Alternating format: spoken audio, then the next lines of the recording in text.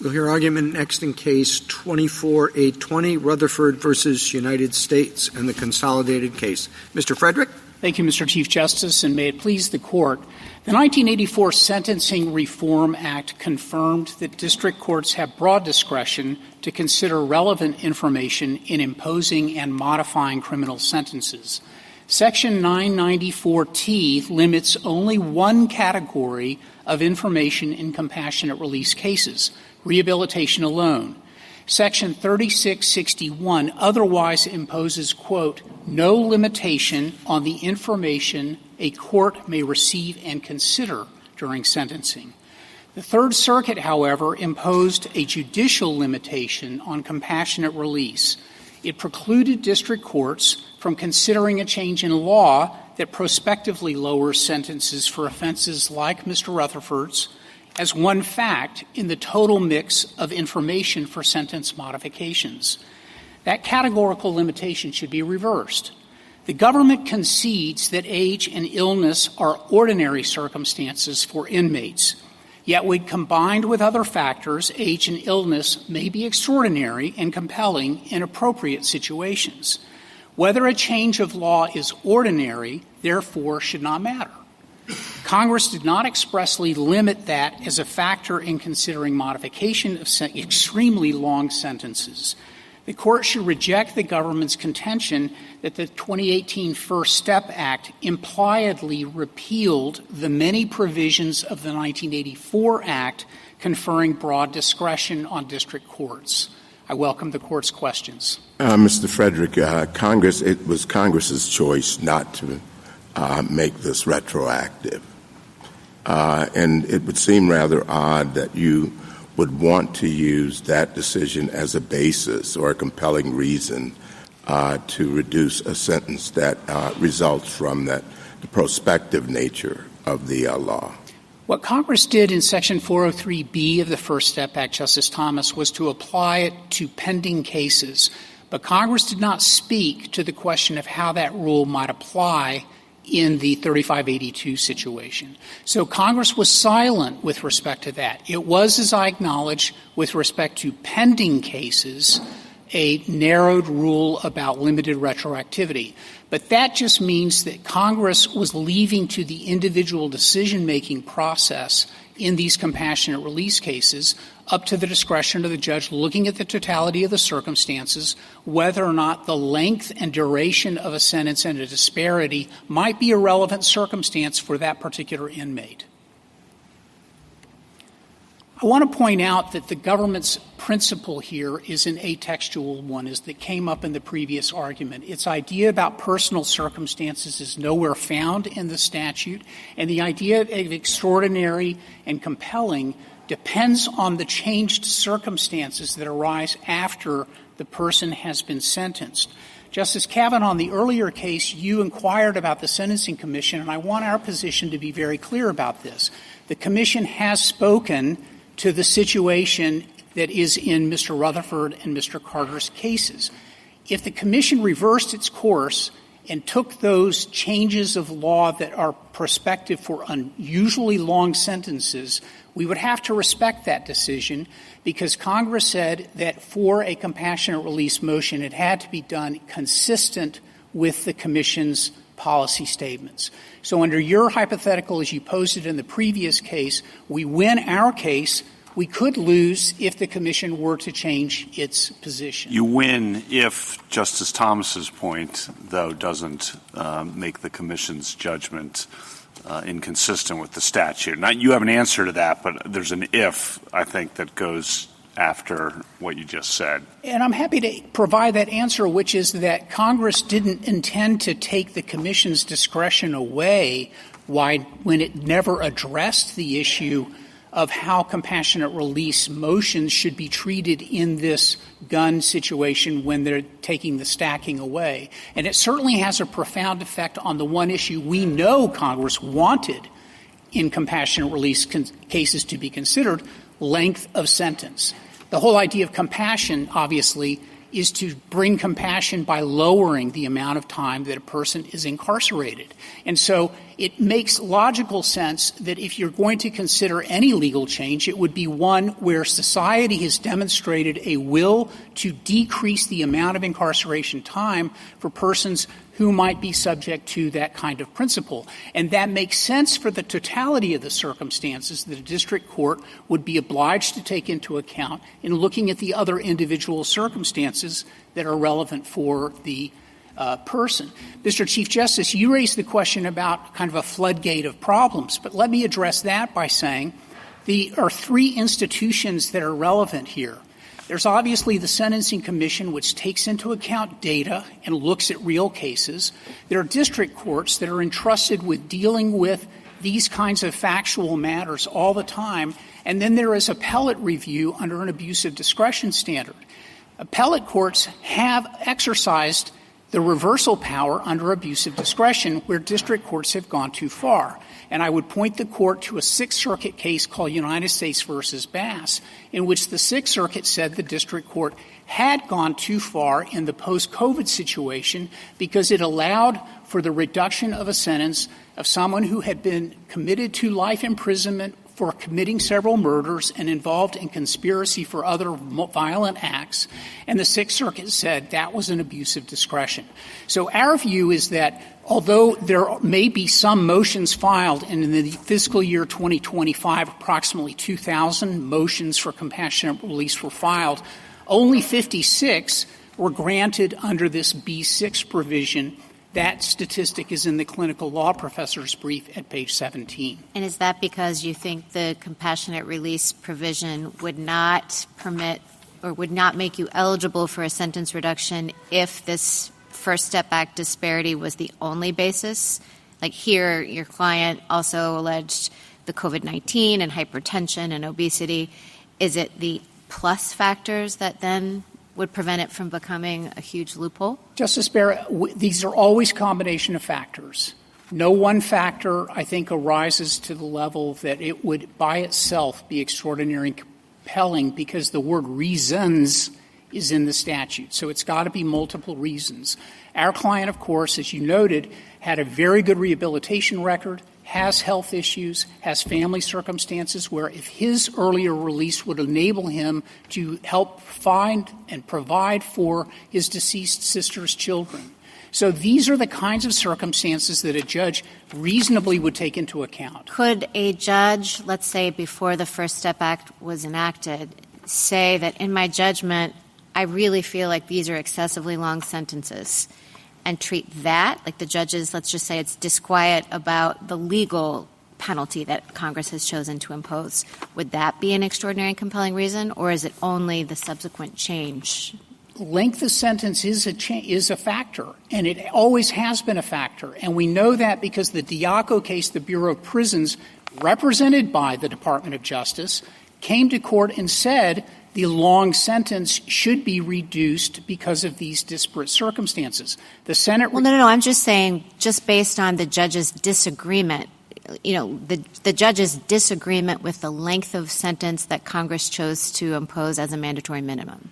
Mandatory minimums have long been thought to fall within the rule of compassionate release. So has life imprisonment, for that matter. And the Department of Justice agrees with that observation, filed a brief a couple of months ago in the Sixth Circuit in a case called Stricker, in which it took that position.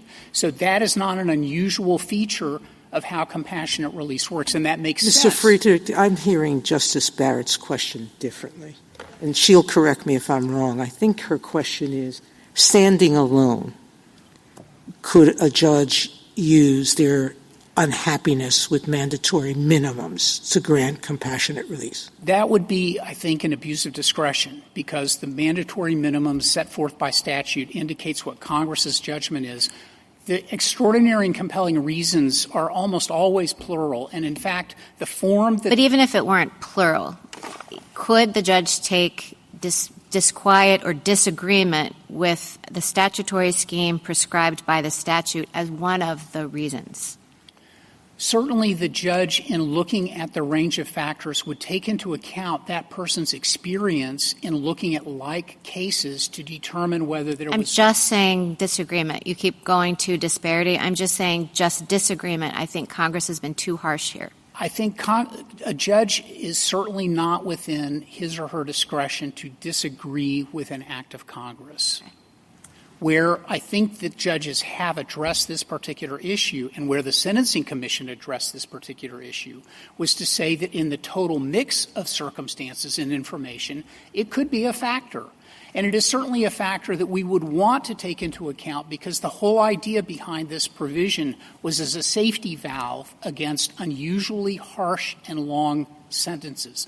The length of sentence is the key fact in all of these Mr. situations. Frederick, I'm not sure I understood your answer to Justice Barrett. Is it a permissible factor for a judge to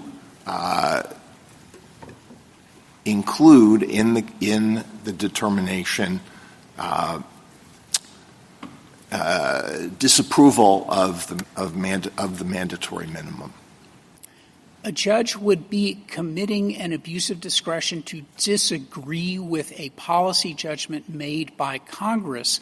However, a judge would also be within his or her discretion to say that for this particular inmate, given the circumstances here, this minimum would be subject to compassionate release. I don't quite see the difference between those two things. Well, the difference, Your Honor, is that we're looking at the totality of the circumstances, the person's age, how much time the person served, whether the person has health issues, and the range of rehabilitation and other family circumstances. And the court could very well say, this mandatory minimum is too harsh, and because of all these other factors. So the answer is that it can be considered, disapproval of mandatory minimums across the board can be considered in a particular case if there is something else. I think that the part of where I'm going to challenge your question's premise a little bit, Justice Alito, if I might, is that where you say in all circumstances, because the judge is always looking at the one case before. Okay, so there's a case where the mandatory minimum is 10 years, and the judge says, I know that's the mandatory minimum for the run of cases, but in this particular case, I think for a variety of reasons having to do that's too long. That's okay. Well, if your question is about original sentencing, I think that's different on this modification. Motion, on this modification. If under your hypothetical the person is 75 years old, has a life-threatening disease, and the court says, this mandatory minimum is pretty harsh, and the BOP is likely to be coming back here to say we don't have the medical facilities to deal with that person, it is not an abuse of discretion for the court to say, in this particular circumstance, that mandatory minimum is too harsh. Thank you, counsel. Well, just to continue the line of questioning briefly, well, you really shouldn't call it a mandatory minimum, then. You probably should call it something like the presumptive minimum, depending upon subsequent developments. Well, it's not for me to offer up words to Congress that Congress wrote in its statutes, Mr. Chief Justice. What I would say that as a practical matter, compassionate release is the rare circumstance where, as a safety valve, the court takes into account the total mix of information in determining whether a downward adjustment in the length of time that the person incarcerated should serve. Well, in second-guessing the judgment of Congress. Well, Congress also has delegated this authority to the Sentencing Commission, and the Sentencing Commission has issued policy statements that speak to this very question that's at issue in our case, and district courts have exercised their discretion in compassionate release cases to deal with the mandatory minimum concept.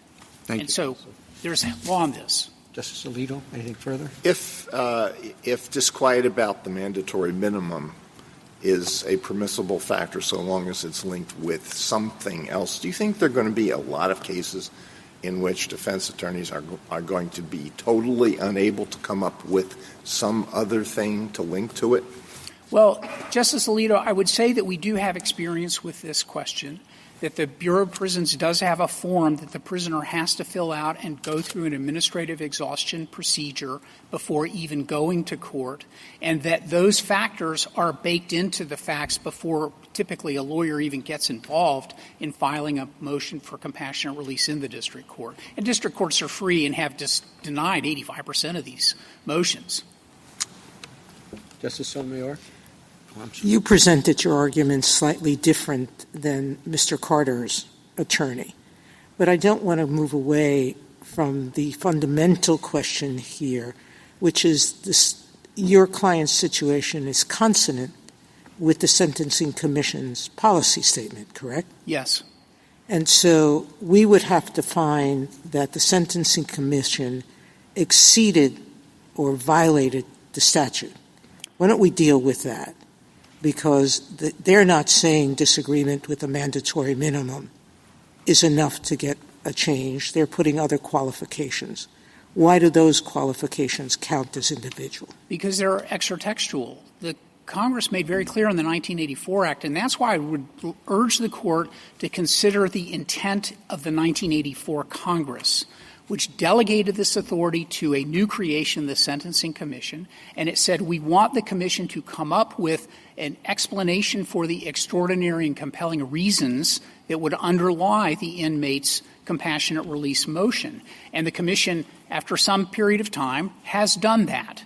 We now have a policy statement. That policy statement is consistent with our position. The extraordinary and compelling reasons do not have to be tied solely to the personal circumstances, although how long a person is being incarcerated is a personal circumstance for anybody who thinks about it. And so the Commission's role here is to interpret those words. It has done so. Our case fits within those structures within the Commission's policy statement. And why is it not a violation of the statute? It's not a violation of the statute. The government says it is, basically. Well, we'll hear more, I'm sure, about why the government thinks that, but it is not a violation of the statute because Congress made this delegation to the Commission. It entrusted an expert agency, if you will, designed to collect information, talk to stakeholders, get district court input, et cetera, and render a policy statement. And in fact, the Commission's work here is a little bit narrower than if you were to take just simply the plain language of extraordinary and compelling in those words by themselves. Justice Kagan?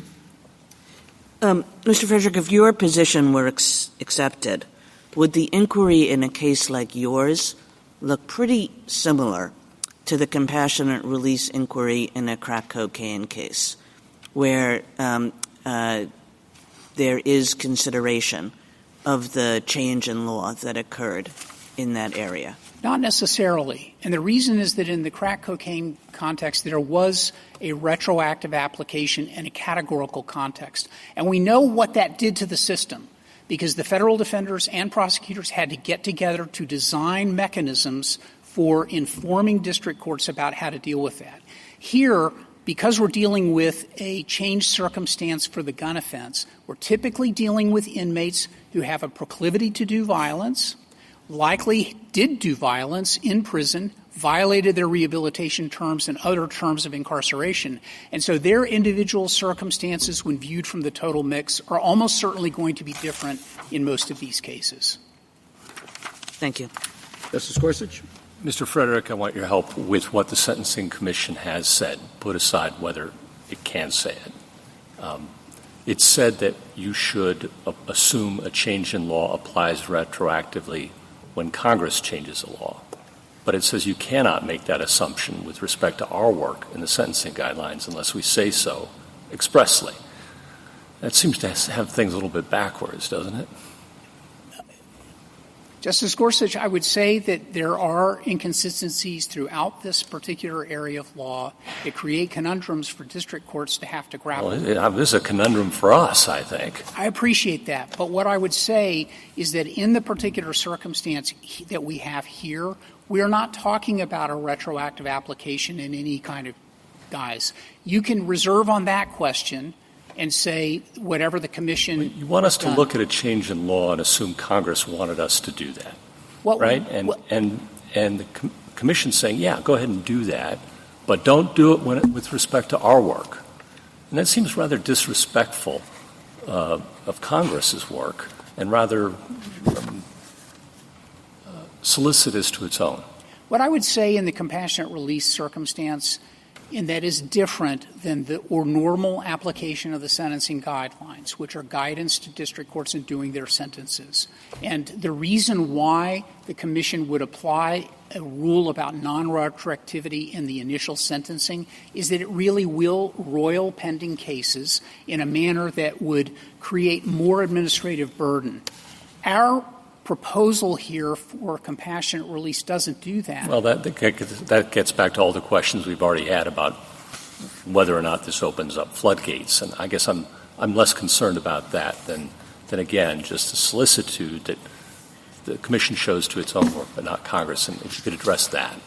I'm not here obviously representing the commission, but what I would say is that there are administrative reasons why the commission would determine that changes in its own guidelines or policy statements would create more uncertainty in application than where you were to take an idea that with someone incarcerated like Mr. Rutherford for 42 and a half years for a sentence that should be 18 years less, you might come to a different conclusion. Thank you.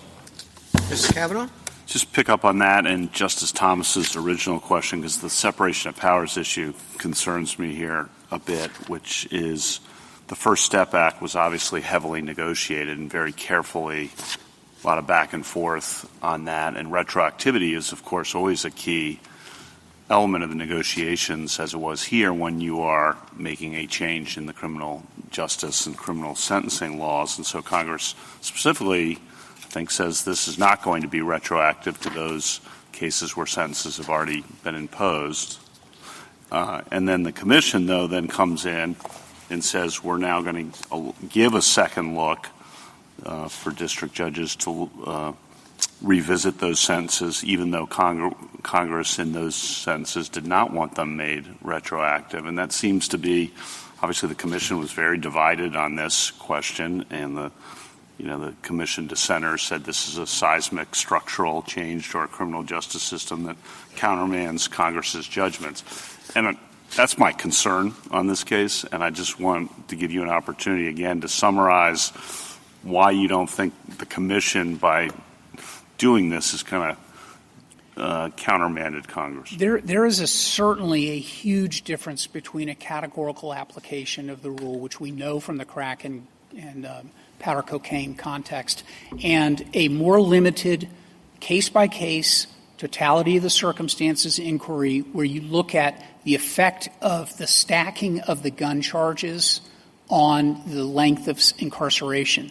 And I think it's reasonable to suppose that in the context where you're dealing with a categorical change that has a very large systemic effect, and amicus briefs on our side point to all the steps that had to be taken, none of those have been taken and need to be taken in the 924C context. And the reason for that, Justice Kavanaugh, is that we're looking and we're trusting district judges to look at this on a case-by-case basis to decide whether or not a sentence reduction is warranted in light of the totality of the circumstances. That kind of inquiry... The disparities there, worry you? Some district judges are going to treat this wildly differently than other district judges one imagines, in the same courthouse even. I think that the disparities problem is one that ought to be concerning to reasonable people, where I think that it is an inherent part of the system of sentencing that's been part of our system for 200 years. Fair. It's impossible to say there's complete uniformity, and when you do, then we had our own problems with that uniformity. Justice Barrett? Justice Jackson? So I think you're saying in response to Justice Kavanaugh that this isn't disrespectful from the Sentencing Commission's perspective because it didn't take Congress to be removing the ability for individualized consideration in particular cases. That's correct. And with respect to Justice Barrett's point about how this would operate with respect to a judge who had policy disagreements with a mandatory minimum, I guess I didn't take your argument in this case to really be about that at all. And by that I mean I thought what you were focusing on in this case is the fact that there's a sentencing disparity that has been created such that your client, if he was sentenced today, would not have the same sentencing exposure as Congress now has determined it, because Congress has changed the statute. So it's not the court saying, I don't think people who do this sort of thing should be subject to this length of sentence. It was Congress who said that in this situation, right? That's correct. And Mr. Rutherford here served 19 years. He falls within the policy guidance that says you have to serve for more than 10 years before you even become eligible to invoke this particular argument. Right. So in some sense, this is giving the opportunity for a consistency with what Congress has determined about what people who've done this sort of thing should get. Yes, and doing it, though, in a contextual way that takes into account the various circumstances of that inmate's behavior in prison, age, illness, family circumstances, and the like. And so in some sense, the compelling circumstance here is that the change, this is kind of going back to Justice Kagan's point in the first case, that there's been a changed circumstance with respect to how long Congress believes that people in this circumstance should be sentenced. And even though Congress didn't necessarily want that to be applied categorically, there's nothing to preclude courts from taking that into account in an individualized way in combination with all sorts of other factors if a person requests it. That's correct. And the 1984 Congress used the words that enabled that particular outcome, Justice Jackson. And I would just note in the original appeal, Judge Ambrose affirmed the sentence but said it's unthinkable that in any system the sentence should be this long for the two robbery offenses that my client committed. Can I just ask you one other thing? Because I noticed that there are differing views about the order of operations, just as a practical matter. The judge who was trying to entertain a compassionate release motion. And I think it might matter because sentencing disparities are actually prescribed by Congress as a consideration in 3553A. So if you have to do 3553A, then you're going to take into account the kind of thing that the government is now saying that you don't in the extraordinary and compelling circumstances world. So what I mean is, what is your view of how this works? Lower courts, I think, are starting with the extraordinary and compelling circumstances factor with the Sentencing Commission's guidance, and then they turn to 3553A. The government seems to suggest that you start with extraordinary and compelling factor without the Sentencing Commission's guidance, then you go to 3553A, and then you consult the Sentencing Commission as a check or a limitation. But the statute suggests there's even another way of doing it, which is that you start with 3553A, and then you go to extraordinary and compelling with the Sentencing Commission. So what's your view on the order of operations in this? Justice Jackson, I confess that it has been a while since I did sentencing cases in the government, but I would say reading this particular statute, I don't know where this 2 or 3 part step where you just start negating things if they don't meet a certain threshold. The statute is worded as if certain things happen, then such and such, and that to me suggests that this is a gestalt. It is a totality of circumstances kind of inquiry. Which order you do them in, we trust district judges to get to the right outcome based on those circumstances. And you admit that you see that 3553A does require consideration of unwarranted sentencing disparities. Yes. And it's in this statute, too. Yes, and it seems odd that you would say, well, we're only going to consider it one if we've nuked you out of a position to be able to bring that argument based on considering a different factor. Thank you. Thank you, counsel. Mr. O'Neill?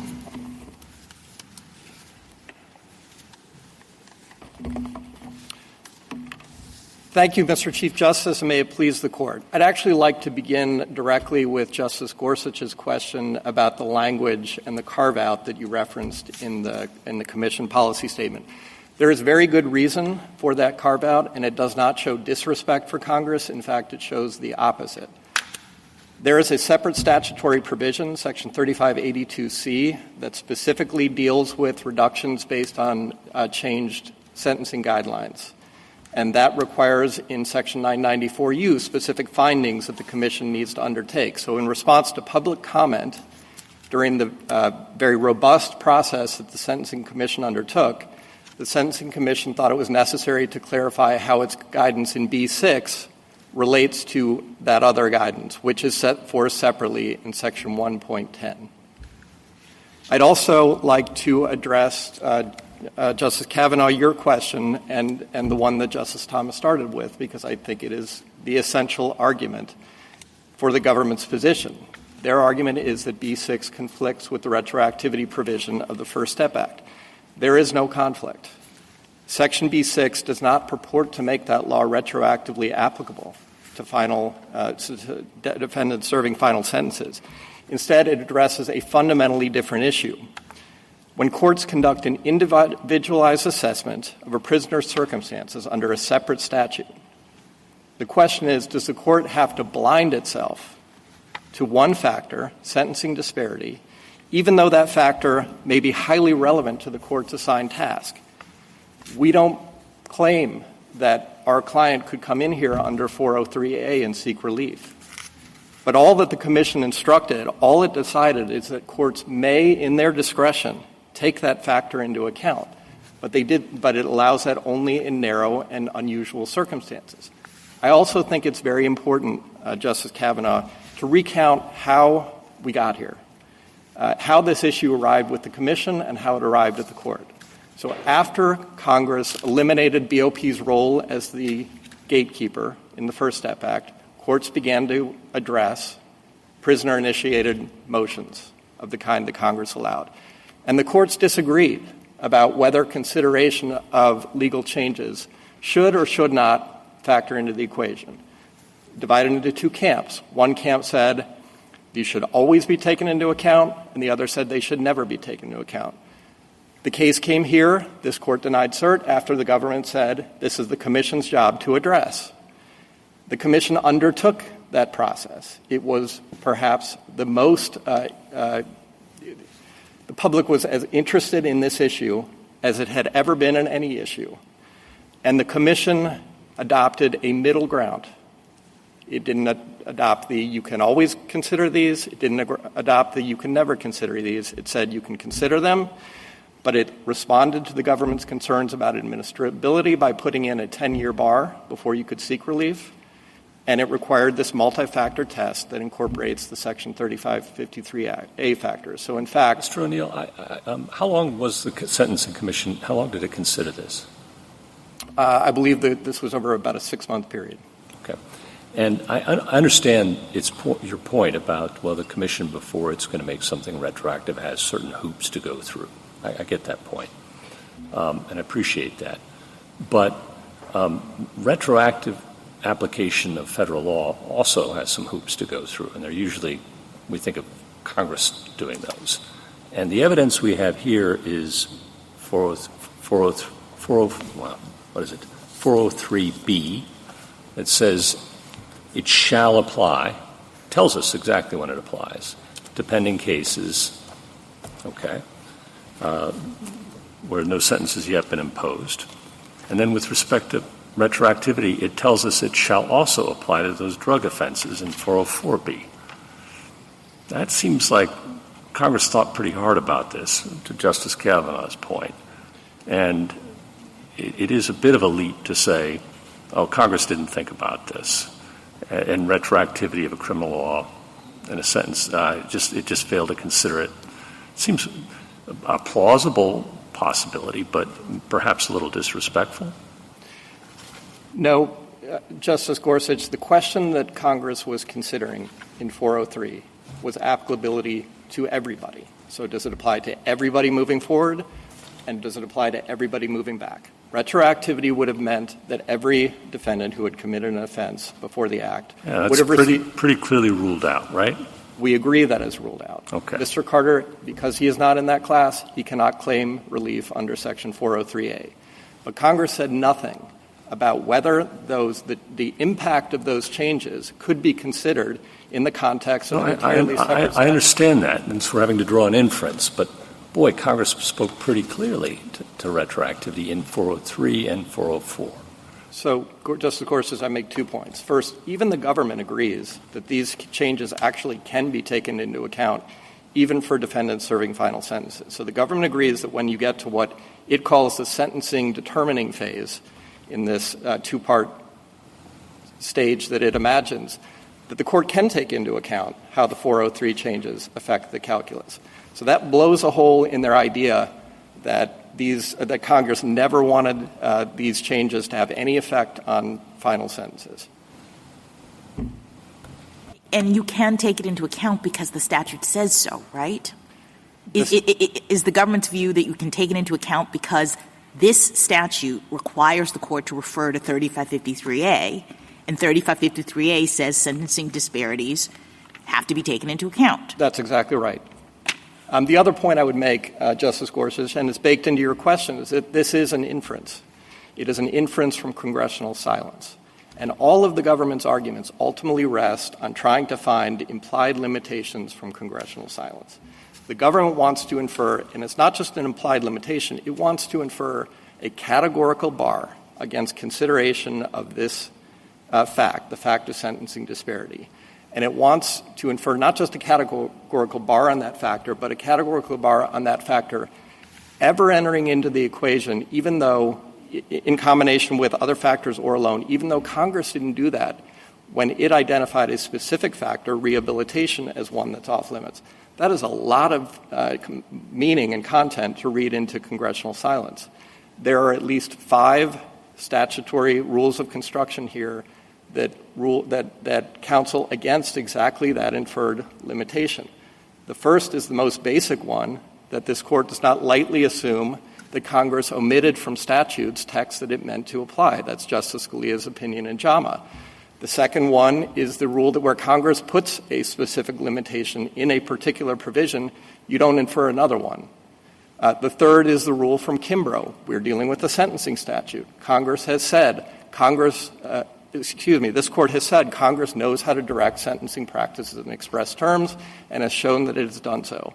The fourth is the Concepcion principle. You start with the premise that Congress meant district courts to have the broadest possible discretion unless the Constitution or Congress explicitly limits it.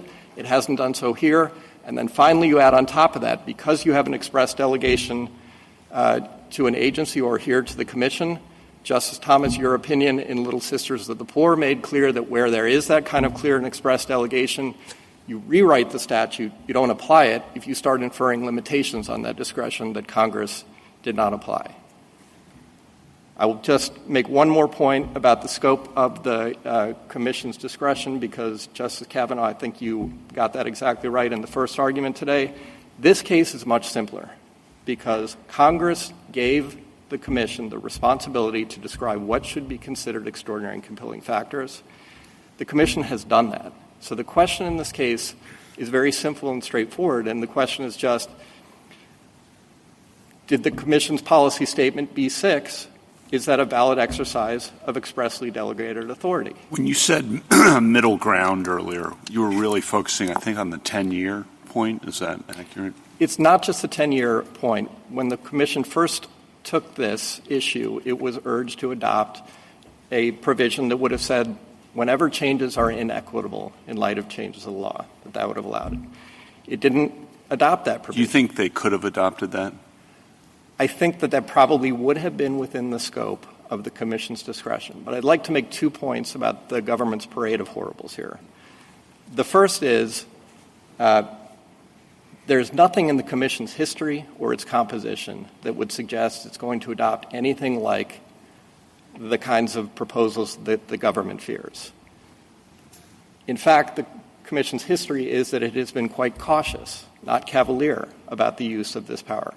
If it did adopt any of those outlandish proposals, the guidance has to go in front of Congress for 6 months before it goes into effect, and Congress could reject it during that time, as Congress has done with previous Commission guidance. And then the second point is the fact that the Commission could have gone farther but chose not to do so simply shows the modesty and care with which it undertook this task. Thank you, counsel. Justice Thomas, anything further? Justice Alito? What do you think are the limits on how far the Commission could go? The Commission cannot violate a specific directive of Congress. The Commission needs to adopt purposes or reasons that are grounded in the purposes of sentencing. That's Section 994A2. The Commission's interpretation. You said it can't contradict a specific direction from Congress. Which specific directions would limit it? Well, for example, if the Commission were to say that rehabilitation alone were an adequate factor. What beyond that? There were questions earlier about whether the Commission could say you, district court, may disagree as a matter of principle with mandatory minimums. And we would say that would be a violation of the specific directive of Congress, that is a reasonable punishment for that offense. Well, is there a provision that says specifically that the Commission cannot do that? There is a provision that it's general principle that the Commission obviously can't violate. It's an inference from the imposition of a mandatory minimum, right? That was what it would be based on. No, that would be based on the fact that Congress said you may sentence someone to this offense. If the Commission said, district court, you may take your own disagreement with Congress about that as a policy matter, not in the context of the specific case or the circumstances of the prisoner's overall situation, that would be in conflict with an act of Congress. I'm not sure I understood that. What is the difference between the inference that one would draw from a provision that imposes a mandatory minimum, namely that Congress did not want that to be disregarded in any case, and the inference that one might draw from a provision that says this change in the law will apply retroactively to this limited class of cases but no other? What is the difference between those two inferences? The difference is the latter does not take into account all of the circumstances that warrant relief in the prisoner's particular case. B6 is all about the individual circumstances, whether in context the sentence is unusually long, whether it creates a gross disparity, whether the circumstances warrant it. The one that you hypothesized is an across-the-board, non-contextual rule that Congress can never consider. All right, thank you. Justice Sotomayor? Then I don't understand your answer to Justice Kavanaugh. You said that if the Commission said every prisoner is entitled to compassionate release because of the mandatory minimum, the whatever, that's okay. That's within their power. No, I think I was answering a different question. How did you because I understood your answer to him that if the Commission had taken what was the extreme position some people had proposed, even that the mere change in law was enough, that's okay.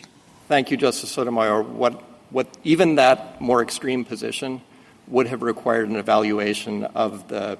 Yeah, but why wouldn't it be itself an abuse of discretion? I'm very surprised at your answer to him, because it seems to me that the logic of your answer on the mandatory minimum is that if they do something so extreme as to ignore that Congress has not made this retroactive to all prisoners, why isn't that equally an abuse of discretion? Because the proposal that I was addressing, the inequitable in light of changes in the law, that incorporated individualized considerations. What I took the question to be asking about was an across-the-board, non-contextual rule that a district court may simply disagree with the policy of a mandatory minimum and treat that as an extraordinary and compelling reason. And that was Justice Alito's question. What I said in response to Justice Kavanaugh was that the Commission could have adopted a rule that didn't have all of the limitations that B6 ultimately adopted, and simply said that. I don't understand that they had to have some limitations, according to you. Right. They had to list some individual factors, correct? That's correct. That's correct. And even that proposal would have been based on the particular circumstances of the prisoner's condition and circumstance. We're talking past each other. We're not talking about you arguing that they can say this always constitutes a reason for compassionate. We believe that a rule standing alone. Standing alone, exactly. We believe standing alone that would be coming very close to trying to treat 403A as retroactive, and we concede that is further than the Commission could go. Justice Kagan? Mr. O'Neill, same question that I asked Mr. Frederick. If your position is right, does the inquiry into sentence disparities in these gun cases start to look a lot like the inquiry into sentencing disparity in the crack cocaine cases? And if it does, is that odd given the textual difference between Section 403 and Section 404? The analysis is completely different between the crack cocaine cases and the kind that are covered in B6. The Federal Defender's Brief does an excellent job of explaining how different these procedures are. With 404, which was an actually retroactive law, district courts set up standing orders. Defendants were waived through because there was no question at the eligibility. As to eligibility, it was all about the 3553A factors. Here, every case is considered on its individual facts. The courts exhaustively look at the prisoner's individual circumstances, and the statistics bear out this difference. So during the time that, as Mr. Frederick said, I think there have been 150 grants in total under B6. During that time, under 404 and the crack cocaine cases, there were 4,000. And that is a demonstration of how different these regimes are. Thanks. Justice Gorsuch, Justice Kavanaugh, Justice Barrett, Justice Jackson. Thank you, counsel. Thanks very much.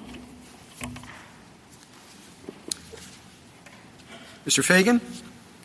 Thank you, Mr. Chief Justice, and may it please the Court. The core of the sentence reduction motions the petitioners are making in these cases is that they'd have received lower sentences if they were sentenced after the First Step Act's changes to Section 924C.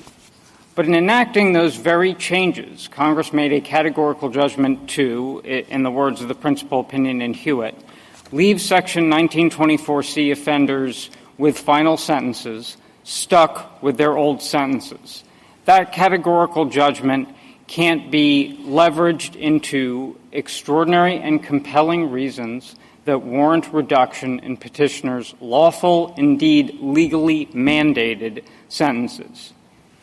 This Section 3582C1A1 isn't a license for either individual judges or the Sentencing Commission to create what's effectively a new form of judicial parole, where someone who does not have extraordinary and compelling reasons warranting a sentence reduction can suddenly claim that they do in light of an expressly non-retroactive change in the law. Now, I think that's exactly what the Commission's done here. So to respond to the suggestion that this is a moderate middle ground solution, it is anything but a moderate middle ground solution, because as to 924C offenders, which were top of mind when this was adopted, it includes basically everybody. Take the 10-year limitation. The minimum sentence for a stacked 924C offender is going to be 30 years, 5 for the first mandatory minimum and 25 for the consecutive. That could be characterized, the difference between that and, say, a 10-year sentence under the new regime could easily be characterized as a gross disparity. And then we are down to, I think, basically just the individualized circumstances. And then we have judicial parole. If I may have one more second, if you listen to the reasons that Mr. Frederick gave for letting his client out, family circumstances and rehabilitation, that would be exactly the kind of reason that would have gotten you out on parole. I'm sorry, Justice Thomas, and thank you. what limits would you put on the Commission's authority to describe what a compelling interest is or what an extraordinary circumstance is? Well, I don't think that they can simply disagree with Congress or authorize individual judges to can they disagree do with that? Congress. What I'm hearing is that in standing alone, they cannot disagree with Congress. That's what I'm hearing from the other side. But if it's a part of a totality of the circumstances inquiry, then they can disagree with Congress. I think the fundamental problem with that, Justice Thomas, is exactly what I just said, which is that it's a form of judicial parole. If you think back to what I said in the last case, essentially we are taking as a given that the other circumstances, the other reasons, are not in themselves something that would warrant a sentence reduction. They're not extraordinary and compelling enough. What gets them over the line is the fact that Congress adopted a non-retroactive change in law that it explicitly decided not to apply to prisoners in their circumstances, and that is what gets them consideration of these other factors that wouldn't be enough on their own. So what do you say to the argument that it's not necessarily a direct attack, a disagreement with Congress, but rather the effects of the provision, say, for example, non-retroactivity? Well, I think this is a direct attack on what Congress did because Congress drew a categorical line, and as the principal opinion in Hewitt recognized, that was partly to prevent all the relitigation concerns. I think the fact that, as my opponents acknowledge, these are even more burdensome to litigate than Section 404 adjustments to sentences, which Congress expressly did make retroactive, is a strike against it. When Congress makes categorical judgments and it wants to allow for exceptions in individualized circumstances, it will enact something like the safety valve, which for mandatory minimums, which it again adjusted. That's in Section 402 of the First Step Act. And here you have what the Sentencing Commission in 2021 estimated was 2,412 offenders with stacked 924C sentences who'd be affected if this became retroactive. And as I was just suggesting earlier, this is essentially a full retroactivity provision in the sense that it opens the door to things that were not extraordinary and compelling reasons suddenly crossing that threshold. So, Mr. Fagan, you've said that a couple of times, and that I don't know that that's actually consistent with how this works in real life. In other words, you set up your argument both in the prior case and in this one to suggest that the court is marching in seriatim through these various criteria, and it starts with age and it says, this is not extraordinary and compelling enough. Let me add illness. Let me add, sentencing disparity. And that things that previously would not be enough to get them over the line suddenly become so when you add in this other factor. My understanding through conception and also experience is that that's not exactly how it works. The court is looking at the totality of the circumstances. It doesn't necessarily go through and determine whether each individual criteria itself is an extraordinary and compelling circumstance. So, for example, age would never be. That's not extraordinary. Everybody gets old. So it's not really doing an individualized tick off the box for each criteria, and therefore it becomes problematic when we look at something like sentencing disparity. So if I reject that characterization of how it works, do you lose? Well, Your Honor, first of all, let me just tell you that that's not exactly what I'm saying that they do. They don't just lie. I'm not suggesting but you've that said anyone many picks times. through. You said many times that criteria that would not in themselves qualify as extraordinary or compelling circumstances become so by adding in this, and that's the problem. So think of it this way, Justice Jackson. It's as though you are weighing something and it has to weigh enough. It has to be. But I'm telling you, if I reject that characterization, you're starting with the empty scale and you're putting all the things on, not one at a time and seeing whether or not each thing gets you across the line. Your Honor, you're not necessarily doing it one at a time, but I think even they would acknowledge that their claim is that they are not making the claim that if the question presented didn't matter, that is, if this were not a valid consideration, they would be eligible They're for saying relief. You should not restrict the district court from doing a totality of the circumstances analysis that takes into account all of the circumstances. That the way you're setting this up, you're suggesting that certain circumstances should be left out because they're inappropriate. And in that case, the court should not have any ability to consider them. And what I guess I'm suggesting is that we all seem to agree that this is a totality of the circumstances. And so why can't the court take this sort of thing into account, especially in this case where Congress has made a policy determination that indicates that creates a sentencing disparity and indicates that this is a really unfair circumstance? Well, I guess 2 points to that, Your Honor. It's not phrased as a totality of the circumstances as such. It's extraordinary and compelling reasons that warrant a sentence reduction.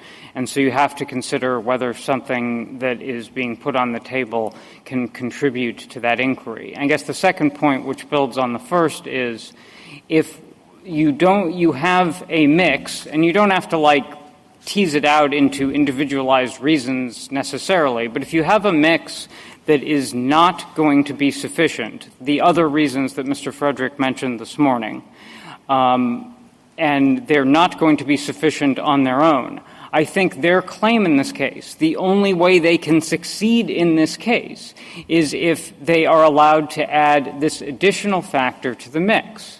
Now, the upshot of adding that additional factor is they're adding something that is manifestly not extraordinary and not compelling because it is the normal operation, and here the express operation, of non-retroactivity law. Mr. Sorry, go ahead and finish. And it also, again, I hate to keep repeating myself, but I think it's a point worth really driving home yet again. It's effectively, if you think about it on the flip side of the coin, creating judicial parole by unlocking the door to things that would not be extraordinary and compelling if that consideration were not on the table, and all of a sudden they can become a reason for release. Thank you for your patience. I just wanted to ask you about your Loper-Bright point and the degree of discretion that the Sentencing Commission has here. I'm going to state it, and then you tell me if I'm understanding your point correctly. You don't dispute, Justice Kavanaugh pointed out, that the terms extraordinary and compelling are capacious terms. And so the Sentencing Commission does have some discretion within words like that to enact policy statements. Right. Just correct. Okay. I'm getting to the point I think that you want me to. Your point about Loper-Bright is that discretion has to happen between certain goalposts, and the fact that the First Step Act has imposed a rule of non-retroactivity means that the Commission has exceeded the limits on its authority. So it's not that it doesn't have a lot of discretion, but here it's bumped beyond that. That's exactly right, Justice Barrett. And I think one problem with their position, and I think it's been well illustrated in the other arguments in this case this morning, is there's really no limiting principle to what they're saying the Commission could do. They are I admit I'm a little confused as to what their answer is to the hypothetical where the Commission just decides to allow courts to disagree with mandatory minimums. But I think the reason they're not giving you a clear answer that the Commission couldn't do that is because it logically torpedoes their argument. Because in their view, the Commission can say anything it wants as long as it hasn't expressly precluded sentence reductions. But of course, a mandatory minimum like the one in 924C just says the defendant, if you look at the language there, that it just says the defendant shall be sentenced to a term of no less than 5 years. So you could define the goalposts for me. I mean, you're saying they've gone past some goalposts, but Congress has not said anywhere, you, Commission, can't look at non-retroactive changes in law. It hasn't said you can't look at changes in mandatory minimum. It hasn't said, the only thing you can't look at alone, it said, is rehabilitation. That's the only limitation Congress has said. Well, it has said, Your Honor, under 994A that the Commission's policy statements have to be consistent with law. As for rehabilitation... Well, there is no law that says that. There's no law that that limits what they can consider. Well, Your Honor, I think I'm sorry.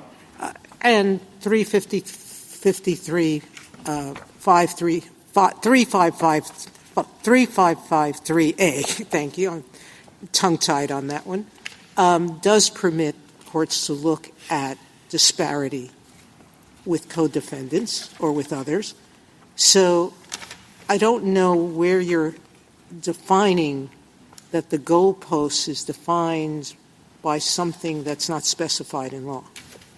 So let me tease that out a little bit. I think they're not trying just to look at there are a few points. Number one is the colloquy I was having with Justice Kavanaugh in the first case about why the 3553A factors aren't the relevant consideration at this part of the inquiry. But even beyond that, they're not just looking at disparities alone. They're looking at disparities with offenders who were sentenced under a non-retroactive law that applied to them but didn't apply to these offenders. And I think even my friends on the other side would have to agree that you can draw some implicit lessons from Congress's enactments. To get to Justice Gorsuch's questions, that's exactly why the Commission would claim that it has exempted its own non-retroactive amendments from its policy statement. It's because it believes that if it didn't do that, it would be overriding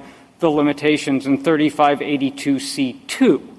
And if it can't override 3582C2, I don't understand why it can override Section 403B of the First Step Act.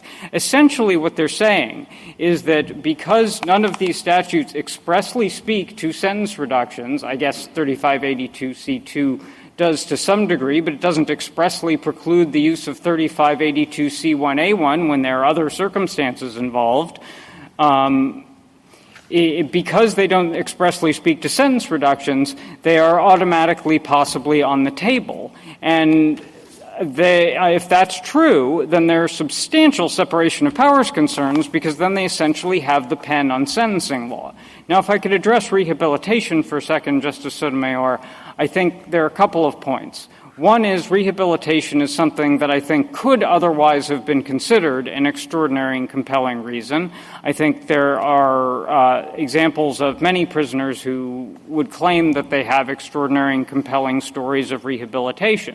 One thing that they're able to do under their position is just to take that rehabilitation, combine it with a non-retroactive change in law, something we know Congress didn't want to apply to these kinds of offenders. So do you think that someone who has rehabilitated, been in jail for 40 years, let's say, and is now 90 years old, and they have spent most of their life in prison, could not have a claim for compassionate release if they come in and said, I'm 90 years old, I'm going to die soon, because rarely do you last very long after 90. The chances are very slim. And now there's been a change in law. I can't qualify under your reading of this.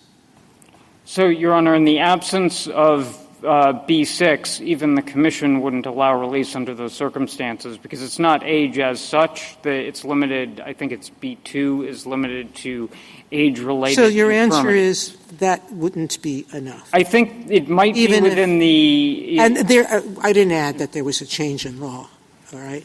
Because that's what's at issue here.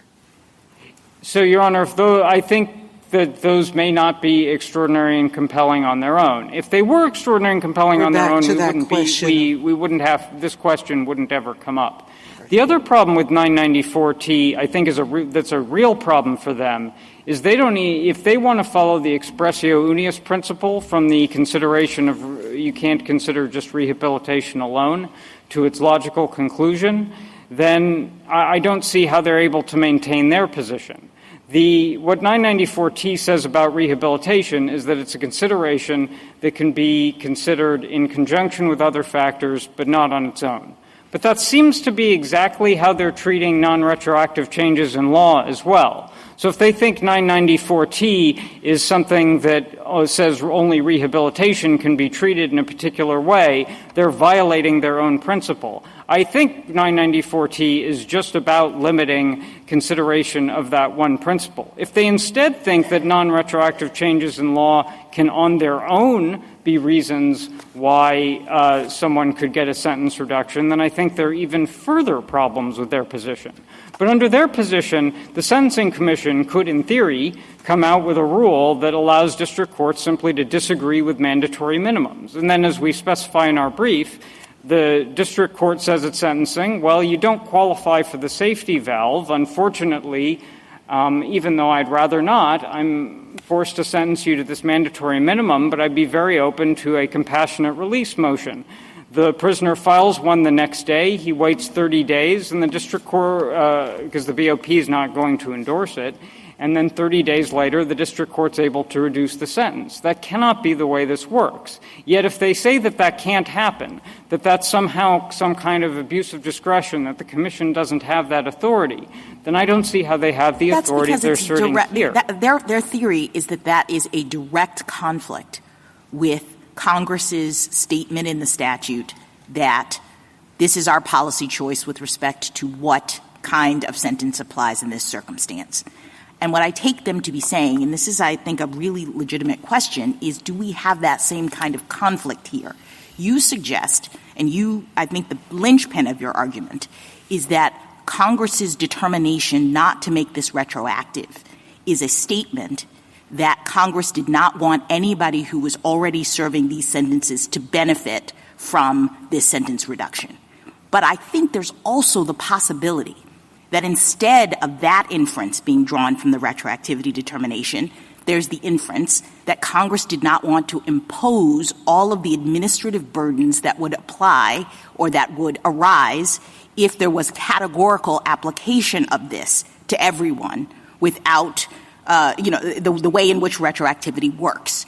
If we believe that that's what Congress was saying, that's what Congress was saying when it said no retroactivity, there isn't a conflict with a circumstance in which you look at 3553A and you look at 3582, the compassionate release, and take into account something like sentencing disparity. Well, Your Honor, I think it's difficult to look at 403B, particularly in context where Congress did enact other retroactivity mechanisms, and plainly did so because in the entire interregnum period between the Fair Sentencing Act and the enactment of Section 404, which made the Fair Sentencing Act of 2010's changes for crack cocaine offenders retroactive. And during that entire 8-year period, no one ever thought that Section 3582C1A1 could do work for at least some subset of those offenders. I think it's a little difficult to look at 403B in that context and see it as anything other than as a policy judgment to leave offenders who had final sentences stuck with their old sentence. What do we do with the fact that Congress did not speak to its directive in the compassionate release scenario, that you look as a judge to 3553A, which allows for consideration of sentencing disparities? It seems to me that if you're right, Congress would have needed to amend the compassionate release statute either within the statute itself or taking out 3553A or addressing it like it did in 994T to take sentencing reductions out of it. I don't think so, Your Honor. I think that's imposing kind of a clear statement rule on Congress to exclude particular enactments of law from the operation of 3582C1A1. It certainly didn't do so in 924C itself in saying a defendant shall be sentenced to a particular offense. And to your earlier point about administrative burdens, I think what Congress would have been creating if it allowed for this kind of judicial parole system is an even greater administrative burden on the courts, because what it's reenacting is exactly what we had pre-Sentencing Reform Act, where there's kind of a forced rehabilitation scheme. We talked about this a little bit in our brief in RICO, the case the court heard last Monday, where prisoners think that they need to rehabilitate, and that's how they're going to get out, and so they work to rehabilitate. And 5 years from now, we'll see each of these 2,412 affected 924C offenders, to the extent they haven't already been let out, claim rehabilitation. And if that fails, they'll file another one a couple years after that. And I don't think that's the scheme that Congress was creating, which is even more burdensome than some of the streamlined schemes that were developed under Section 404. Why did Congress distinguish, do you think, or do you know, the crack offense retroactivity from the 924C offense retroactivity? Well, the crack offense retroactivity was actually making up for not a loophole, but a problem it perceived after the Fair Sentencing Act, where as the court discussed in Dorsey, it had made the changes effective from that day forward, essentially exactly what Congress then decided to do in 403B, and was making up for that for the set of prisoners who were still in prison for those offenses. I think actually the fact that Congress was deliberately doing that is, truing up offenders where it had enacted a 403B-like scheme, and at the same time enacting 403B, really does point up that contextually Congress could not have meant to be allowing the kind of thing that petitioners say they're allowing here. Nor would it just be 403B, because Section 401 of the First Step Act made some further changes to the drug sentencing provisions of 21 U.S.C. 841, changing the nature of the predicates. And for that, there is a 401B that looks exactly like 403B. And there's another, the Commission estimated in 2021, 3,742 offenders who'd be affected by that. So to the extent they're still in prison, it would be opening the door to sentence reduction motions by them. There's another level of the problem here, which is that the Commission's Rule B6 also purports to authorize reliance on other non-retroactive changes in law. So we will get things like, and are getting things like, claims under Booker, United States against Booker, which is non-retroactive about the changes to the guidelines, the advisory guidelines, and all sorts of other claims about non-retroactive changes in law. So you will get some kinds of things that would have been a problem, that would exhibit the sorts of problems I was mentioning in the last case, where something has to be retroactive in order to qualify as a valid Section 2255 claim. I mean, it's an overused... Can I just ask you one more thing about the Commission? Yeah. How is it that the Commission is way out of line in a situation in which the courts were deeply split on this issue to begin with before the Commission even entered?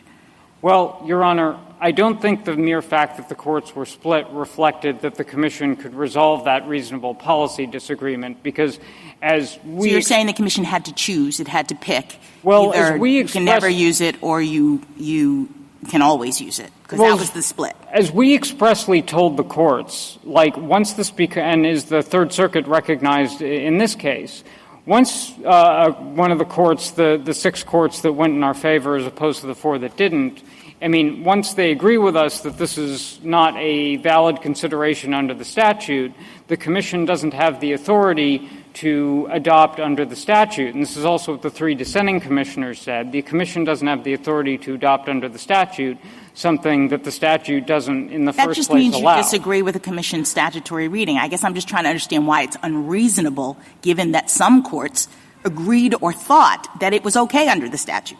The Commission it seems to me the Commission agreed with the courts that didn't agree with you, said it was okay under the statute, but only under these limited circumstances. Why is that just completely an abuse of the Commission's authority? I mean, to put brass tacks to it, Your Honor, the 4 courts that thought this was permissible under the statute are wrong. And it's not just it's not resolving some sort of, you could do it one way, you could do it another way kind of disagreement between the courts of appeals. If you can't do it under the statute, which is what the majority of courts had said, then the Commission can't do it either, and they can't do it in a purportedly limited way that, as I've mentioned earlier, is not particularly limited. But as I was about to say, I mean, I think it's an overused kind of homily that Congress doesn't hide elephants in mouse holes, but this is a pretty big elephant to have hidden in this mouse hole. for Congress to have done with Section 3582C1A1 reductions. And I don't think there's any evidence in the history, any evidence in the context that that's what Congress was directing these things at. I think this applies to both the cases this morning, both Section 2255 claims and non-retroactive changes in law. There are often cases in which Congress decides to ameliorate sentences going forward. The Court has described those as perfectly ordinary decisions by Congress. It's also the ordinary business of the courts to reinterpret statutes, which can also be non-retroactive, particularly where they're just dealing with procedural matters. And I don't think Congress was opening the door up for those kinds of claims either. Even if a lot of these claims are going to be rejected, they are quite burdensome on courts. That's true in the 2255 context, where we've essentially got new habeas motions or post-conviction motions. And it's going to be equally true in this case, where the court has to go through the individualized circumstances of each defendant and try to combine all the apples and oranges to figure out whether this particular prisoner is deserving of relief. I guess what strikes me, Mr. Fagan, is that there's neither an elephant nor a mouse hole here. Not a mouse hole because Congress is perfectly well aware of sentencing modification proceedings and knows that this is an important part of the criminal process. And then not an elephant in the following way. I mean, what you're saying is that when Congress set up a rule that says this statute should apply prospectively, not retroactively, Congress must have meant with respect to everybody in all circumstances. And that seems, I think I'm going to make you repeat your argument about why that's true. Because if we take it as a given that the Sentencing Commission could not say, of course, if you come in the sentencing proceeding, we'll give you relief no matter what, all you have to do is point to a sentencing disparity, then I might say, okay, now you have an elephant problem. But that's not what the Sentencing Commission did. The Sentencing Commission set particular criteria, and then on top of that said only given all the surrounding circumstances of your case. So what the Sentencing Commission did was to say, we're respecting the rule that Congress has set up, but the rule that Congress set up is a categorical one that doesn't ask us to say within an individual case that the sentencing disparity can have no weight at all. Well, let me address the mouse hole and the elephant point separately. As to the mouse hole point, I think we did have a mouse hole here because neither they nor any of their amici nor any of the parties or amici in the previous case have ever pointed to a single instance of Section 3582C1A1 ever being used for these kinds of legal changes that they're pointing to in these set of cases. So I don't think Congress had any reason to anticipate that this was an option on the table. And I realize I apologize. Why don't you Mr. finish Chief and then we won't. I won't ask any more questions. And we do have stoppage time. So as to the elephant, Your Honor, I do think that this would be authorizing quite a lot because I think there's been a lot of focus on what's going to get granted and what isn't. I think there are a lot of motions that are going to get granted. It's not a huge and significant difference, but we are seeing higher percentages of grants in the circuits that do allow consideration of non-retroactive changes in law. I think we have every reason to believe that that could increase in the future as prisoners decide to build up some kind of record that might suggest rehabilitation and then force the courts to evaluate whether they have done enough. There is absolutely no time limit or numerical limit on the number of these motions that we will see. Thank you, counsel. Justice Thomas? Justice Sotomayor? You don't get a chance. Justice Gorsuch? Justice Jackson? Thank you, counsel. Rebuttal, Mr. Frederick. I'd like to start with Justice Barrett's question. To accept the idea that Section 403B applies in the way the government advocates here would be to accept the proposition of implied repeal of provisions of the 1984 Act Nothing in the 2018 Congress suggested that Congress intended to limit the scope of considerations that the Sentencing Commission would authorize. I would accept, though, that under your hypothetical as you posed it, if the Sentencing Commission came and said it shall apply to pending cases, contrary to what Congress said specifically in the 403 provision, that would be ultra vires and outside what the Commission did.